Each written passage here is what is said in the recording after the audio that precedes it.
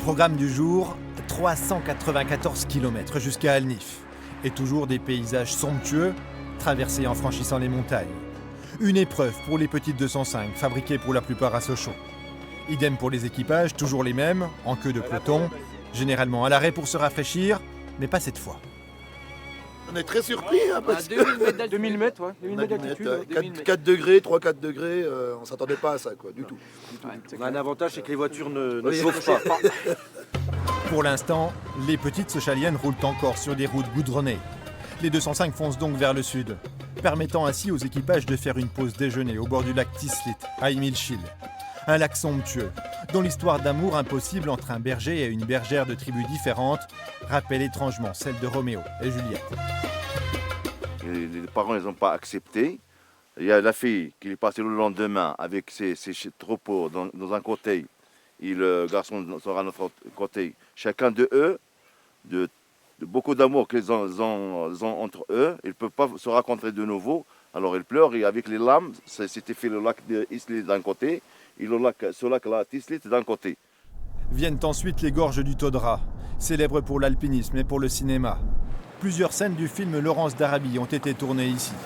Un site majestueux et atypique, un bon point de repère aussi sur le roadbook des équipages comtois. 34, voilà. Il y a une On est station ici, bientôt. il nous reste encore 80 bornes. 80 bornes pour On a arriver. pris notre temps. On découvre des paysages juste à couper le souffle, on ne s'attendait pas du tout à ça. Donc on est aux anges. Devant, il y en a qui sont arrivés depuis déjà 3 heures au bivouac. Ah mais parce qu'ils foncent, ils sont à fond. Ils profitent moins. Nous on aime profiter de la vie.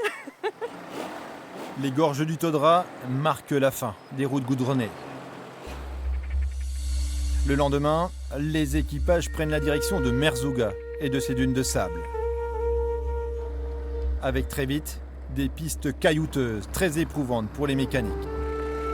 Au cœur des 22 équipages régionaux, 2 binômes 100% féminins, avec devant la voiture 231 de Marie-Pierre, pilote expérimentée, et Élise. Juste derrière, voiture 230, Marie et Fanny, première participation. Depuis le départ, l'allure est soutenue, trop soutenue. La 205 suiveuse jette l'éponge. La voiture, elle fume.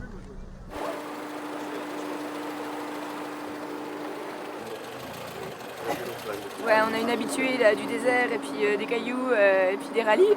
On a voulu la suivre, peut-être que là, je sais pas, on verra bien. Oui, on attend les filles, on est que 2 équipages 100% féminins, donc on est solidaires entre nous et puis bon, c'est aussi les joies, non-joies du rallye, quoi. Grâce aux mécaniciens de l'assistance, le problème de la sonde de température moteur est vite réparé, mais grosse frayeur quand même pour les filles. Ils n'étaient pas super confiants les gars là et voilà, mais ils ont géré. Ils ont réparé, donc c'est bon. Qu'est-ce qu'on se dit à ce moment-là? Ouais, on doit reprendre l'avion ce soir quoi, donc non. C'est bon, il faut que ça tienne, ça va tenir. Allez, 80.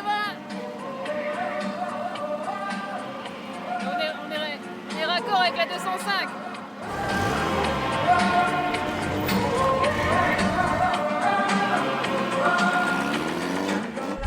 Mais c'est ce qu'il me dit. Il me dit, mais t'as fait beaucoup première, deuxième. Bah oui, mais qu'est-ce qu'on fasse d'autre? Un peu plus loin, les 2 équipages féminins franchissent sans encombre les premiers passages dans le sable.